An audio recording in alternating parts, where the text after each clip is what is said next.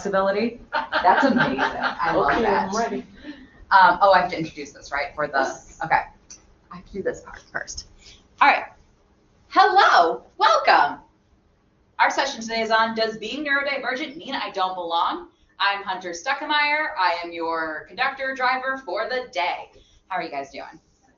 Good. So usually this is the part where people like go around and introduce themselves. Do you guys already know each other or not yet? I do not. Great. Introduce yourselves to each other because I think we've met several times from other events. Would you like to introduce yourselves? Nancy Russo, radiology chair. Oh, okay, great to meet you. Nice to meet you. Nice to put the esteemed radiology department. I'm Tina Boats. I'm in the mathematics department. Awesome. Sweet. So, welcome. Today, obviously, we're talking about neurodiversity and how a lot of students sometimes have this feeling or sensation of feeling like they don't belong. Hello, Shelly. And I think both of you know Shelly, who is also joining us. If no one else comes, I will ask one of you to compromise to move to each other's table. I don't care which table. I don't care if it's the front, the back, either. Or you can yell at each other across tables. Also fine with me. I'm also pro you don't need to move because we're the only ones in this room. So I hope that you read the session description for today. I will send the slides to Laura, and I did it's underlined because I did plug in the article to that with that link where this quote comes from. But neurodivergent people often feel separate or alone, or at least they're told that they do. So today, obviously, we're focusing on why does this statement resonate with students and how can we encourage a sense of belonging? Obviously, this is just a 1-hour snippet.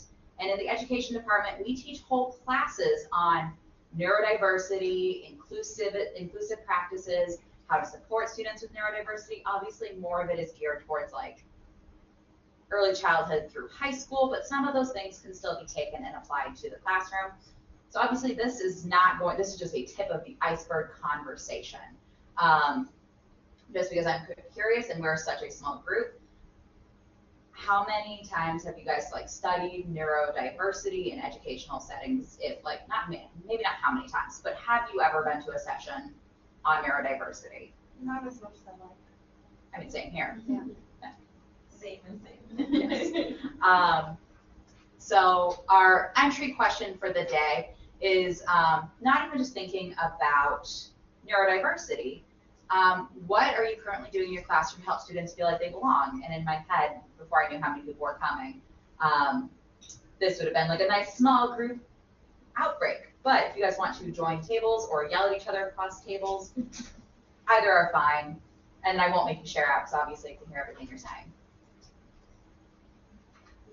I do Lidos at the beginning of my cohort classes. I have my students all do a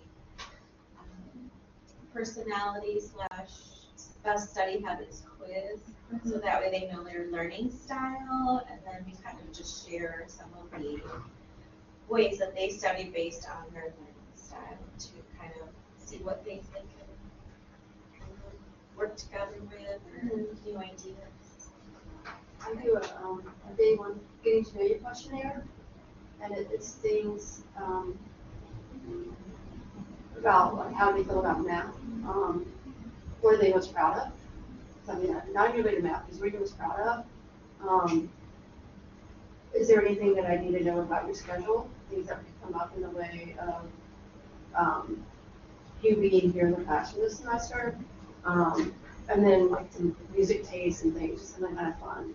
And then like during this semester, I always think of points, especially math, that we like just share, especially if I'm that serious or not, just like this is normal to feel this way when you're learning this, that you might feel overwhelmed at this moment. I remember when I first got this and how I just laughed at the teacher going, "You're the Charlie Brown teacher voice." But just to share things like that, since I kind of normalize the experience. So just a couple things. Shelly, do you want to add, or you just? Oh, I'm sorry. I'm going on with multitasking here. Fine. What was your question? So I know you don't have students, but you have faculty in here all the time. How do you help us feel like we belong in the CTE? along. I mean, my door is always open. People can hop in.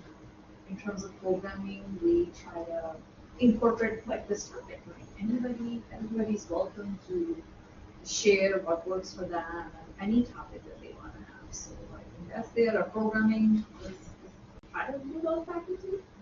So different ways, yeah. Absolutely, anything. And then we always have our little kitchen where coffee is brewed. So.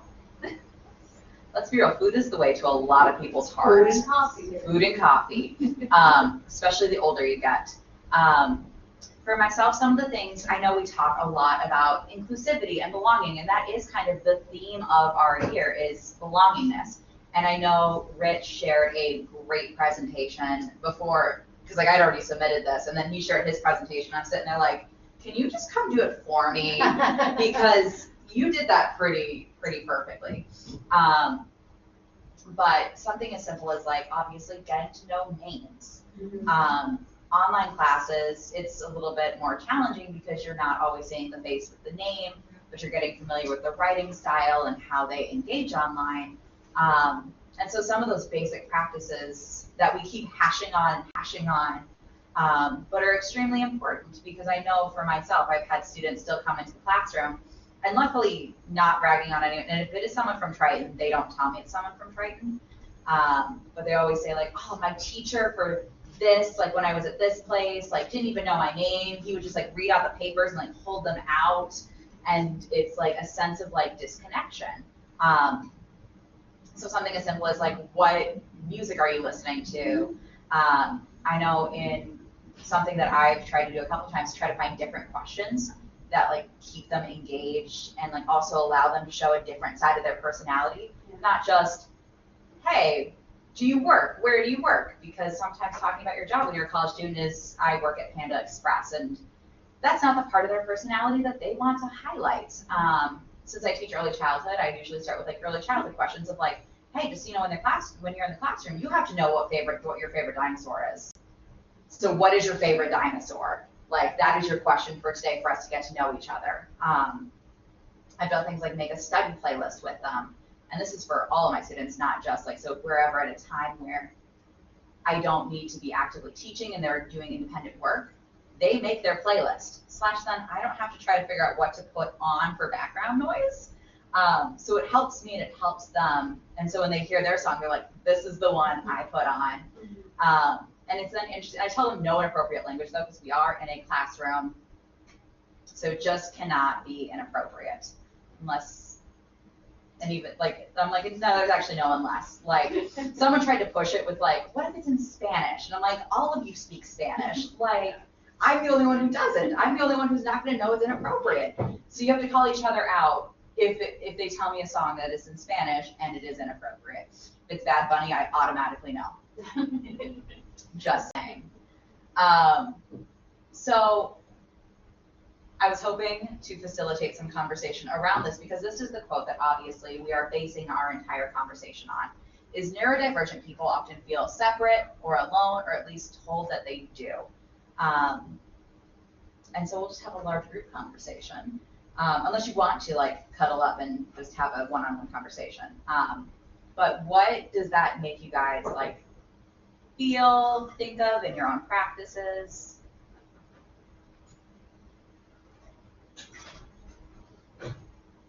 I think for me, one of the things I'm starting to pay more attention to are the quiet ones. Yeah. Because I'll try to call them by name when they come in, but the ones who don't really ever say anything, because it's probably, that's what this quote makes me think of. That I have to, because a lot of them are very interactive, but the few that I have are, as I'm sitting here, like maybe make a little bit more special attempt just to maybe send an email or something like, hey, great job on getting the homework done, or like just those ones that aren't getting the attention and they just kind of come in right at time and leave real quick, that they are being seen and recognized. So that's what this quote makes me think of. It's like, ooh, wait. Yes. What about the quiet ones? Absolutely. And that's different from the quiet ones who are very intentionally putting their head down because they didn't do the reading. Yeah. Like, it's a different kind of quiet. This actually made me think of something recently that happened. I have a student that's kind of opposite. He's very outgoing, always answering questions. But recently he came to me that he was struggling with the tests, well, not just the tests, but just studying and retaining some of that information. Yeah. He said that he had ADHD, that was part of his issue. So we sat down, I helped him kind of create a little calendar and place to study, and then I suggested that he go see our retention specialist. And he did. She talked to him and helped him out with a lot of other things that I probably could have helped him. And he's actually been going to her once a week just to kind of keep up. And he was like, I'm really grateful that I came to you and that I ended up going to the retention specialist because I probably wouldn't have gotten the attention that, gotten all my things that I needed. So I think that was something interesting. Yeah. Shelley, you have any thoughts? Yeah. I often wonder if this could be because, there are certainly feeling of I'm different. I wonder if it's could be because of the labeling, right? There's more we can recognize it. People need support, different learning style, but it's also like, well, now I have been diagnosed as ADHD or anything like that, right? I am now different, I'm separate, I'm gonna learn differently, I don't belong, right? So that's what my thoughts are. It's good to, of course, identify, the support that different learning style people need, but I wonder if it's also might be a little bit more harm than. Yeah, and it's a flip. Jimmy, how are you doing? Okie dokie. Okie dokie. So we're talking about this quote up here and our feelings about it. So far, everyone has gone but myself and you. So I'll let you read the quote while I talk, as long as you were done, Shelley. Yeah, I'm done. Okay. So for myself, I was undiagnosed ADHD until I was an adult. And when I read this, I was like, even though I wasn't told, I was actually told the opposite. I was always told, like, you should be able to do this. You should be able to do this. And that made me feel so alone because being told how my brain should work and it was not working. So they're like, oh, you just have to do this. And I'm like, but that either doesn't make sense. So take math, for example. One of the reasons I hated math class was if you handed me a word problem, you know what I did with that word problem? What? Questioned it. Oh. Incessant. Tommy has 14 pizzas. What kind of pizzas are they? Are they cut in squares or triangles? And I needed to know all of these answers before I could address the math problem. I needed those answers. So that's why I was the worst. That's why I grew up with a bad relationship with math, because then my teachers would just be like, just solve the problem. And I'm like, but how is the pizza cut? What is on the pizza? Is it vegetarian? Does it have pepperoni? My sister can't have pepperoni because she's allergic to pepperoni. So my teachers would be like, it doesn't have pepperoni. And I'm like, but I like pepperoni. But you can see how quickly that would like unwind as a child with a teacher who's sitting there going like, you have nothing wrong with you and you can't answer these questions, like not wrong with you, that's the wrong word, but you have no defined disabilities, no learning disabilities, and you're usually very quiet, but you can't answer a math problem quietly on your own. That's because I needed to know. Forget pies. Forget pies. I need to know what kind of pie. If it had nuts in it, then no, I didn't want to solve the problem. So Jim, now that I've given you time to think, I ask right as you put a bite in your mouth, so I'll let you finish chewing and I'll keep talking while you're chewing. I'm But wondering if it's more or less the same for other psychological disorders. Mhm. Is it neurodivergent people specifically that feel separate, or? that's what this article was specifically talking about. So it was encompassing ADHD, autism, Tourette's, dyslexia, dyscalculia, dysgraphia. So it was calculating a bunch of different ones. Do people with dyslexia have difficulty connecting with other humans? I don't know. That's a the words great that- question. For myself, I just learned how to read differently because that is also something that I struggle with. I've got a lot of problems. But I love to read, so what is that, if that tells you anything? Me too, the words are all over the place, you mean. Flipping them, that's the thing. All right, did you finish your thought, Jim, or? I want to make sure you feel included in this. I don't know. I think I need to see the statistics and how they're measuring separate. It just seems like everybody's got the same problem. Which is, If something specific isn't done, then they will feel separate from others. It needs to have a specific proactive effort to help people feel connected, or they'll feel separate. yes. It seems like the challenge of every learning community, every semester, how do I make this a community where people are, everybody feels like they're part of it, and everyone feels safe to make comments and ask questions, and it's a big challenge. It's a huge challenge. So much diversity. Big challenge for you as well? Every semester, from the start, about taking that 16 weeks, and by the end, hopefully, crack that nut. We feel like it's a welcoming place, but those first few weeks are always a lot of patience and a lot of going in fresh mind every day. Today's the day. Today's the day. I actually stole something from Jim from one of his sessions where he said he had students learn everyone's names by a certain date or a certain time in the semester, I think. I don't know if you still do this, but that's something, is I have them learn each other, not just me learning their names. Yeah. So for the first 4 weeks, it's awkward because every time they speak, I go, wait, what was your name? Or what is your name? And they're like, Hunter, and then they give the answer, or they talk about what they're going to talk about. But it helps them all learn each other's names, and that's a huge part of that learning community. And respectfulness. Exactly. And other names are pronouncing correctly. Yes. Oh, absolutely. Should be a challenge. All right. So Jim jumped the gun a little bit on this question, which is fantastic, but what is neurodiversity? And there's more to it than this. Here are just some examples of what neurodiversity encompasses.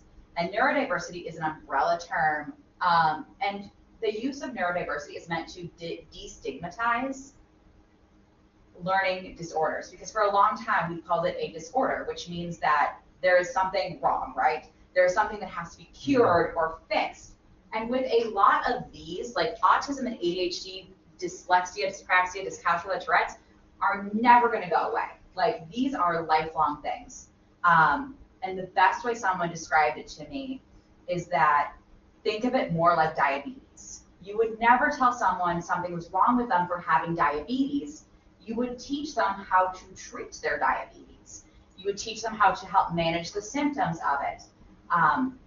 Because let's be real, some of these things, ADHD, you're impulsive. Sometimes you do things in social settings where you go home and you're like, that was so inappropriate of me. And you're sitting there reeling. I am speaking from personal experience. Part of this is before I got diagnosed, and you're sitting there like, what is wrong with me? But when you understand that that's an impulsivity and learning how to manage that impulsivity. For ADHD, a lot of new research is coming out that executive function, like learning about executive function, learning how to time manage best, because you're always going to be time blind, but like learning how to manage it better and how to break it into the calendar, like you were talking about earlier, Nancy, where it's like, how do you actually set up your time to know when things are, and how do you regulate yourself to become more interested? Because I'm sure he's interested in his courses. It's just sometimes the interest is not as predominant as it would be at other times. There's different levels of autism with sometimes what many I say children because this is more so where I've studied it, but where that understanding of emotional differences, where you feel angry, but I feel fine, so I think you feel fine because I feel fine. And understand, like learning how to recognize that others people's emotions do not match yours. So that might be part of a plan for someone with autism to help learn that component. Dyscalculia, have you heard of this one? It's where you have issues with numbers. Tourette's, obviously, sometimes there is medication for Tourette's, but sometimes there's still going to be those outbursts, those sounds, those movement patterns. But because we've treated it like a disorder for so long in our communities, it's one of those things where we realize now it's like, it's not that people can't learn. And this is what educators have been pushing for a long time. And I think some psychologists too. It's not that people cannot learn, it's that we need to address it differently. Hello and welcome. Hi. Please remind me of your name. I'm Gabrielle. Hi. Hi, nice to see you. I'm Hunter, in case you don't know my name. I realized I should have said that first. Yes. Well, welcome. So the Cleveland Clinic elaborates this a little bit more, where they define neurodiversity as people whose brains develop or work differently due to medical disorders, learning disabilities, and other conditions. We talk a lot about these as learning disorders, especially with ADHD. And I'm picking on ADHD in particular, partially because Nancy brought it up earlier, and partially because with ADHD and autism, when you go into the real world, even though this is the real world and people forget that school is still the real world, but when you go in to get a job where the stakes are higher because you have to keep your job, especially being at a community college, how can we scaffold and teach students how to get to that next level? So for myself, a lot of their next level is going to be transferring to a 4-year. How do I give you the study skills that you need to transfer to a 4-year? Radiology, I'm sure they have to be on time for class. They have to be on time in their career, but helping that student with his time management and having him be able to sit down with someone can hopefully help scaffold him to when he graduates. And because they go straight to career, right? They start clinicals right away, and then they go straight into. Yes. So hopefully those steps then can help him take that from learning to real world application. Because what a lot of people forget is these don't disappear after you turn 22. Like, congrats, you're stuck with them. But also learning more about how each of these things work. And again, I'm picking on ADHD quite a bit. But ADHD, your prefrontal cortex doesn't fully develop until, what, 35, Jim? Oh.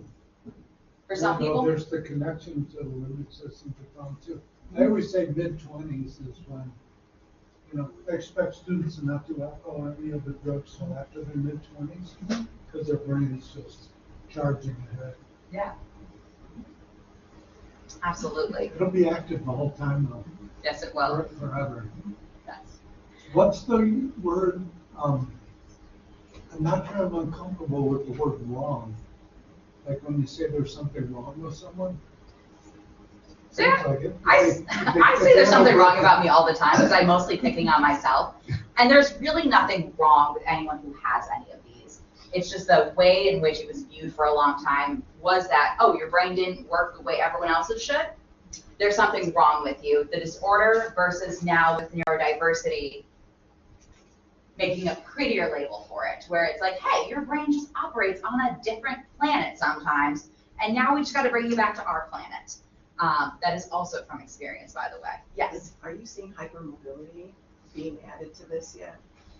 I Have you heard that haven't yet? seen it yet, but I know that with ADHD and autism, there's a deep correlation I've heard between them. So I think it's still being, at least from the education community, it's still being viewed as like a sub one, where it's like if you have ADHD, you could also have anxiety or depression. Same with hypermobility. Does that make sense? Where it's like still kind of being separated? Yeah, they're not sure because the physiological thing they're saying now is related to brain hyperplasticity or other organ plasticity. That's cool. It's yeah, Cool, not cool. it's being added. Well, it's great for people who are hypermobile and like dancers and other people. They run into doors a lot, and there's a lot of other pain associated with being hypermobile, but they're affiliating that with other issues, it could be GI or other physiological things that they might treat with things like nicotine or alcohol or chocolate, just to be able to Like the stimulant? Yeah, because sometimes they need to be coming up and down, so they're self-medicating Yeah. with things that are accessible, and people don't realize what's going on. Yeah, well, and I know with ADHD too, you already, because you sometimes don't have that spatial awareness. So if you're hypermobile and you have ADHD, like now that you're talking, I'm just like, oh yeah, I know someone who, part of their ADHD, they have hypermobility. And again, I don't know if it's the chicken or the egg. Yeah. So like, that's part of the issue. So now all the hypermobile diagnosed people are now going, oh, there's something, you can, all these other symptoms are aligning now. That's becoming another, I know. That's so cool. This is why I love CTE sessions, by the way, because I feel like I like present something and then I learn everything. But yeah, in the education community, it is not yet, but now that you're saying that, I might dig a little bit more. I'll send you some of this research coming out of England. I appreciate that. Well, of course, England does a lot for research. And they have a lot of clinics that serve Yeah. neurodiverse populations, and so they're able to do more studies to Yes. articulate this stuff. I think I disagree and I don't want to coddle them, so I think there is something wrong with them. And I think Are you saying there's something wrong with me, Jim? Yes. All of us. there's something wrong with all humans, and if you say, I just think it's missing one of the most important dimensions to me, which is ownership. So It's that's, encouraging them not to own their. see, that is part of the con that we're seeing. I'm glad you brought that up, because technically there's still supposed to be ownership in this term. However, the actual perception that's happening right now in education is it's separating from the self. So, oh, Hunter has ADHD. So Hunter's just going to do things weird sometimes, rather than saying, hey, Hunter, do you realize what just happened in this moment where you weren't watching, I'm just take the spatial, Right. you weren't watching where you're walking and you knocked over someone's coffee and now they're upset with you? Like, which usually I would recognize at least that part, like I'm not that far gone. There's still expectations. Yes, because I still have to turn in my paperwork. I still have to teach my classes. I can't use my ADHD as an excuse. I can't just walk into class 15 minutes late and be like, hey guys, I have ADHD. Class started late. I don't know time. I had an email argument with a mom once who was saying my son has ADHD, therefore he needs extra time to turn in his projects. And I said, that's fine. He can have as much extra time as he wants. So how much do you think he needs? She goes, 2 days. I go, okay, cool. Start 2 days earlier. And then we just kept going back and forth. But he needs the extra time. He can have all the time he wants, just start earlier. Yeah. That's Is it have to be in the elevator? I'm sorry, wait, what? Doesn't it have to be in the letter The letter from of Cass. accommodation? Oh, yeah. Yeah, but Yeah. I mean, I have kids who, they have a symptom. If you get a migraine, they can't tell me necessarily 2 days unless they really have a great big what Right. is it, halo or something, whatever. Yeah. You know, but yeah, it's sort of like what is the symptomology and how is it impacting them and what can they anticipate? And that's why How I do you do love, who said that they did a learning styles? Was it both of you guys? Like a learning style where it's like, hey, when do you start your homework? And I know for myself, even in grad school, I had this bad habit. I would start my paper 2 days early because the first day I would just scroll TikTok. Yeah. And then the next day I would go, it's due today. I have to get it done today. But I knew that about myself. So I'd lock myself in a room for 2 days, separate from everyone else, flush out all of the procrastination, and then do what I needed to do. So I love that you did the learning style quiz of like, how do you learn? Because that helps students equip them. But yes, I agree, Jim. Unfortunately, the con is recently that with the way the high schools are currently, I don't know what high school teachers are currently doing in our area, and I'm not trying to down talk them or anything. I'm just noticing it is a very different kind of student that is currently walking through the doors who will say, I have this. And I'm like, great, I do too. And then after that, they're like, it's always fun to tell. Have you ever had a student tell you something and you're like, I have that too? And they're sitting there like, oh, I can't play you. Like you can see it in their face where it's like they were trying something. The best example I have is I had a student walk up to me after class one day and she's like, I saw your message. And I'm like, yes, you need to be in class. Like we are an attendance tracking institution. Your grade heavily comes from participation. And if you're not here, I can't grade you for participation. And she's like, well, I take the bus. And I'm like, I do too. And then she's sitting there looking at me, and I'm looking at her, and she's like, so, and I'm like, I have to be here to teach class every time we have class. I also take the bus. Yes, you have to be here. Like, you cannot use the bus as an excuse. I don't think they're not really serving. If you want an IEP at the high school, they're gonna say, you're gonna be in a separate track. You're not even allowed to be college prep track practically if you have an active IEP. Which is It's a high school. frustrating. They're discouraging. That's so We're at weird. OPRF, and so Wow. because you have to qualify for heavy, like, you have to be in special developmental tracks, like you have to take English or math or some other classes that are double blocks. Yeah. So they're like, yeah, you pretty much have to be, like in almost a powered, like paraplegic with a powered wheelchair or something like that, because those spaces are, for people that are maybe neurodiverse, they told my son, they're like, Yeah. it's nice that you have that in case there's a draft, which they're trying to pull off right now. So we want to get all our kids diagnosed so they can maybe avoid the draft, maybe just do the drone more fair. We don't know which one we can. But still, unless you're the most severely disabled, they almost don't let you into the spaces where you can engage with it. You have to go supplemental yourself or executive function coaches or other things, because otherwise they lock you into multiple blocks in spaces where kids have to have almost an attendant. Yeah. So do you want to be in that space? Or like, do you want to be in that space? So then what are we telling our kids then? If it's like, oh, you have ADHD, but we're not going to give you these tools you need to succeed. So now when you go to college, what are we as college professors doing? We're teaching them how to study. We're teaching them how to read the text, which adds another layer to what we're doing. And they feel like they're not part of a group that can get support, but they're also feeling like they're not part of the normal group. How confidence breaking. Just saying. And we hear that research about them feeling alone or Yes. like separate. Yes. I feel like instead of going in the direction of giving them labels and saying there's nothing wrong with them, I should be going in the direction of saying it's normal to have problems. It is the norm. What we say it's not, certain things are not normal, I'm like, what could that possibly mean? Everybody in the room Isn't normal has problems. subjective? Is it normal culturally based and set on our standards and values and norms that we create as a community? Well, actually, that our parents, I guess, established or our forefathers. I don't know how far back it goes.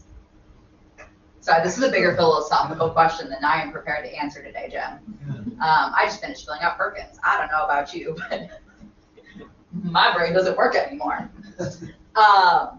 So a study in 2024 estimated that 20 to 30% of college students were neurodiverse. It did not specify in terms of diagnosed or undiagnosed, but this is just the estimate. And even then, something I know that I know I've talked about is undiagnosed. You may avoid the label because you're like, well, no one's gonna help me anyway. And really, the only reason I like the label, Jim, is because if you use it properly to understand yourself and your habits to help you, that is when it's used for good. But again, if a student comes up to you and goes, I have ADHD, and I look at them like, get out of here. We're not going this game. I'm lucky to have so far a very good relationship with most of my students that we can have those conversations. But also when I look at them and say, we can sit down and talk about time management techniques. We can talk about executive function techniques. We can talk about how mindfulness has been linked to the helping. So practicing mindfulness for a few minutes every day helps increase your attention span. We can talk about those things because even for students who don't have ADHD, with TikTok being a fad, you're scrolling through videos at a rapid pace. All right. This is a very, very small picture. I couldn't get it bigger because otherwise it got blurrier. But I thought this was really cool. This is a recent one that came from, there's a website that I forgot to link on here, but I'll link it before I send it to Laura, that does fact cards about autism in college. And this one was talking about only 1 in 225 college students self-reported having autism, which is, if you have a large campus, Yeah, I know. It was interesting, the phrasing of it too, was self-reported. But even then, that means there are people who are willing to report and share it. But there are also people who, even if they are diagnosed, or if they're not diagnosed, not everyone will share their diagnosis. So I know the way that's phrased is weird because they may not share for several reasons. One, I love what you said about it puts them in a box. So if they walk up to you and say, hey, I have this, some people will say, oh, you have that, therefore I have to treat you differently, rather than I get to figure out your learning style with you. Because one of the things I love about education, if you're lucky enough to have a class size where you can do this, is being able to figure out together, like, all right, you have ADHD, what's your brand of ADHD? Let's figure it out together, let's figure out how your study plans work. You have autism and you are very fixated on dates. You have to have very specific dates. Here are the dates for the semester for when things are due. If it changes, you can choose to accept like the change in date. Sometimes I'll push things back because I realize we didn't cover something. Or you can choose to turn it in at the first time. With those little things. That's going on this season on Survivor. In one of the tribes, there's a woman with autism, and she decided to try and get an ally, so she's sharing her autism with this guy. Yeah. And he has said, she picked a guy who's very prone to loyalty, like military type prone. Yeah. So she picked him perfectly. And now he's like, I got your back, I totally have you. And she's like, I cannot pick up cues from other people. I can't pick up emotional cues. And she's on Survivor. She's got like, she needs help. You know, that's like the worst thing. So we'll see how it unfolds. Now I want to watch Survivor again. I haven't watched Survivor since I was like, it was like a family night thing. It's Like so in good. middle The last school. 3 seasons are fantastic. Okay, well now I'm getting back into Survivor. And I really want to know the end of that story. Yeah, me too. So I'm going to have to find you later. It just started. But even with some people sharing and some people using it as a cop-out, for lack of a better word, there's still accountability and boundaries. So we're not saying like, you don't belong. It's the difference of, hey, you belong here, but this is a part of our classroom expectation. I teach future teachers. I expect you to be on time for class. I expect you to have your cell phone off during class because you're going into an educational sphere where you're not going to be able to touch your classroom for 8 hours a day. Like, it's not just, hey, I mean, sometimes teachers do check in between, but I'm not going to tell them that yet. They can figure that out when they get in the field. But when you're teaching and delivering lessons, you don't have time to sit there and go, wait, friends, I have to. No, I still have to uphold those. So even if you have these things, like if you need to check your phone because something's happening, different where you're just tapping on the screen to see if someone texted you, someone specific, not just answering the phone for everyone. Very specific about that. I'm like, is it your mom? And they'll be like, yeah, it's my mom. I'm like, great, you can answer it. But that's part of that accountability and that structure of this is how when you go into the real world, even though, like I said, this is the real world, so I disagree with that, you are better able to manage your own expectations and your emotions, because there is a huge emotional part of being neurodiverse, where a lot of people do struggle with emotional regulation, emotions of others, or their response to others, because sometimes, especially with ADHD and autism, sometimes we don't realize how we're talking, so we'll say something, and it's so rude, and people are looking at us like, and I'm just sitting there like, what? So if I ever say something like that, just be like, hey, Hunter, your ADHD is showing. It's okay.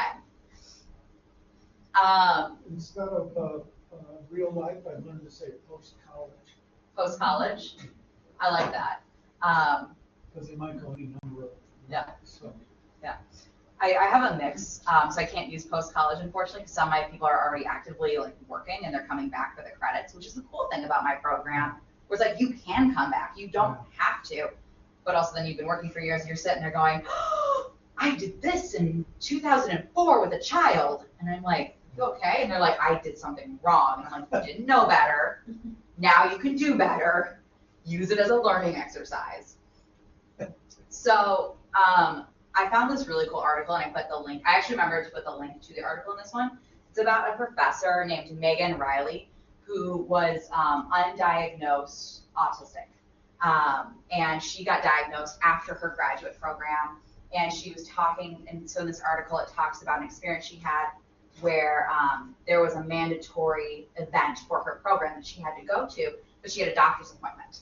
So her brain was like, I have to go to my doctor's appointment. School can wait. And then her advisor told her, I don't think you like lighting design as much as you think you do. And which is devastating for someone who really did like lighting design, but their brain was just very much, sometimes it can be very black and white of, this is what I have to do, versus, hey, you can move a doctor's appointment. Like, if this is mandatory for your program and it's only on one day, that is the thing you should be working towards. But also, she talked about how it didn't help her feel like she belonged if someone looks at her and says, based on the fact that you have a doctor's appointment, like, I don't know if you actually should be in this neighborhood, right? Like, I don't know about you guys, but I know for myself, I've had several students who like come to me like after they missed several classes and go, I had doctor's appointments. And I'm like, okay, so what would you like me to do? And then that's where they get stuck, where they're like, I had doctor's appointments. And I'm like, did you email me? They're like, no. I'm like, all right, so here's the real world application now. When something happens or when you have to do something, if you cannot get out of it and you have class at the same time, you have to communicate it. And they're just sitting there like, I can do that? Some of them. And the other ones are kind of like, you could tell they're trying to, I don't want to like trash my students. They're great students, but sometimes they try to pull fast ones. No. None of us would want. But one of the things that she internalized, sorry, back to Megan, not myself. We're talking about a professor, Megan Riley. She said, as neurodivergent learners, we can internalize, I'm the problem thread, and that's difficult. So I know this is especially common in ADHD and autism, because one of the things with autism is their brain is really good at pattern recognition. But when the pattern always centers around yourself, who are you going to blame? Yourself, right? And the patterns centered around them because people are taking special care and beating them. Either that or like saying things like, oh, you don't care about this, or you're not paying enough attention to this. When it's the you, What's wrong with you? right, it goes back to what's wrong with you, and then people internalize what's wrong with me. So as a student, I gave up on math fairly early, even though I was pretty okay at math, until I got to calculus. Calculus and geometry. Algebra and I were friends. But a lot of my early math lessons, and even when I went to college, I had this like relationship with math that I was like, dread. I don't like math because I've been consistently told you can't question it. It works. Math works. Why does it work? No one explained to me why math worked. I had to figure that out after I got diagnosed with ADHD. Because I'm like, wait, let's revisit this math thing and like see like how it actually works, why it actually works. And I'm not good at math, but I'm just saying I'm in a better place where if I came back to like consider class, I would have a better attitude about it.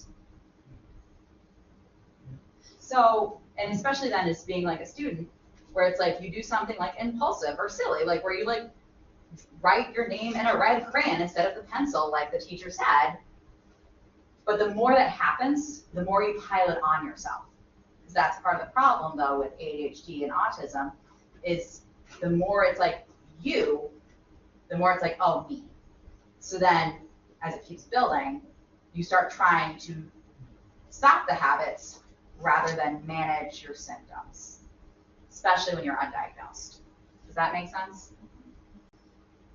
So, students are in a classroom, and I've noticed this since being at Triton, I have noticed frequently that whether they are diagnosed, undiagnosed, or I notice they have symptoms of, because I'm not a doctor, I'm not diagnosing them. Go ahead. Symptoms of being a good educator, Jim. All of them have one common thing, not all of my students, but a vast majority of them do, is that they approach learning as I am the problem in learning, rather than I've never learned how to learn the way I should be learning, which immediately splashes their sense of belonging. Like, I don't know about you, but I would be like, if my confidence, I was that student, my confidence was shot when I went to college. Because I thought I was the problem. I thought there was something wrong with me. Why could all my other peers do their homework a week in advance and I couldn't? Why did it take me until Monday morning, like an hour before class started at college, to write my paper? I don't know. No idea. But it builds. And that's where a lot of the sense of belonging disappears, because I don't know if you've ever, like, if you know someone with depression, I'm not a counselor, so I'm not going to ask you if you have depression, because I am not prepared to open that bag of worms. But it does cause this sense of you are isolated from others if you are always prepared to be the problem. And all that does is end up manifesting that. And I don't know about Jim. I don't know what you think about manifestation, but It's a self-fulfilling prophecy. yeah. Tend to happen.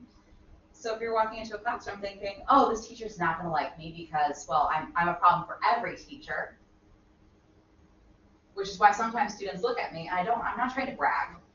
I'm really not trying to brag. But because I've been in this position, they look at me and they're like, why do you teach the way you do? I'm like, because this is the way I wanted someone to teach me, which isn't perfect for everyone, right? But that is the way I try to go. I also use, and we're not talking about this too much today, I use trauma-informed pedagogy, which is essentially, in a nutshell, questioning what's happening, still keeping your own boundaries and your own self-care. Like, do not let that fall aside. Like, do not let students walk all over you. That's not what I'm saying. But I'm saying, like, I had a student a few weeks ago who showed up for 10 minutes of class, which is confusing because I'm a person who likes to know that if I get a question in my head, I want to know the answers. And I know that I will never get the answer for why she was only in class for 10 minutes.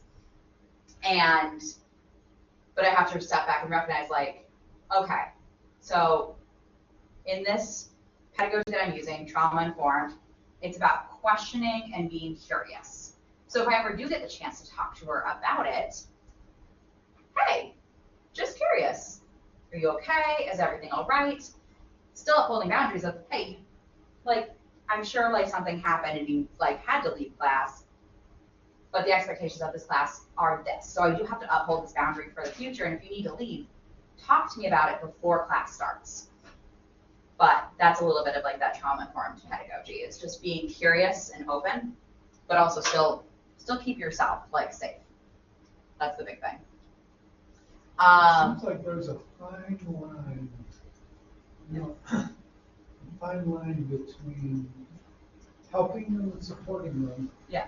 and giving them the message that they need help and support. There is. Yeah, so K-Dot, my class last semester, she's like, I have social anxiety disorder. Yeah. So can you make a different project for me that I can do alone instead of having to do it on a team, because we have a team project? And I said, absolutely not. You can just miss the points if you want to. And then she joined the team. She was pretty dynamic. She was like the head of the team. She was fantastic. I had to make a judgment call. I sensed that I wasn't buying it. Yeah. You're so anxious that you can't actually work with others. It's a key soft skill. You gotta get that soft skill. So I don't know. Yeah. I didn't want to push her, but I wanted to push her, and also I don't care because I don't like people. So I just said, hey, deal with it. Well, there is that fine line of, hey, they are, for example, if taking the bus, like that student had like been like, hey, actually the bus fare is the issue, instead of just saying my issue is I have to take the bus, right? There's a difference of I'm having transportation issues versus I just don't want to take the bus. And it's like, well, you signed up for the class, the expectation is you're here, and if how you get here is the bus, I have to uphold that. But sometimes it's not as clear where it is that judgment call. And honestly, you just have to trust your gut sometimes, where if you know, if you feel like a student is pulling your leg, I'm not asking you to trust that student. But if you also know that student is earnest, like your student, where it's like, I am genuinely struggling, especially because, like I said, I'm noticing soft skills of even studying are not something that are dominant in my classroom anymore. So something I'm doing in all my intro classes is half of it is learning how to study now. And that's just the way in which my teaching has to go right now, right? Yeah. And it's worth it because when they get to the upper level classes, they can go, oh, okay, so like in this class we made posters and I can apply it here. But I think I'll just say, because I'm like looking at the time, and I have a meeting at 4, unfortunately.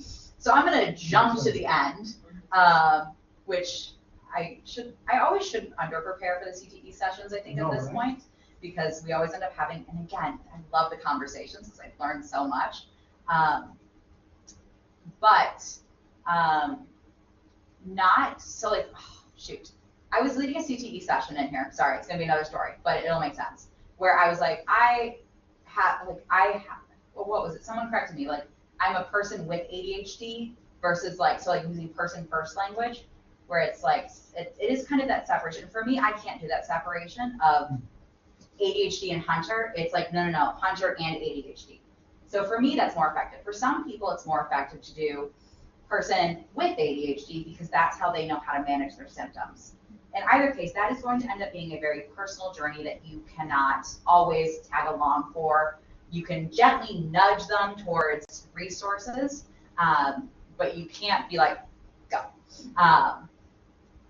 But not treat them any differently than anyone else, I think, is the biggest thing in sense of belonging, which I think all of you guys do. So like, I feel like I'm giving this to the wrong crowd, where it's like, treat them like people. Treat them like you would anyone else. Have the same expectations, but also know that like even people who don't have neurodivergence, or I guess are not diagnosed with it, trauma and like life things can cause, like I had a student who was homeless all last semester. So like we had to adapt a ton of things around that situation. And hopefully that was just part of life. And from what I've heard since she messaged me, she now lives in a different state with family and is doing very well. But that's a unique situation. So, but always centering people first. Thank you for coming. Thank you for coming. I know we didn't get through everything, so I hope it was useful. A little bit? A little good. Thank you. All right. Thank you. Where are you based as well? I'm here. I am education department chair. I teach early childhood classes. In the place where you can't get there from here. Huh? You can't get there from here. Right? Thanks, Hunter. Yes, thank you. Thank you.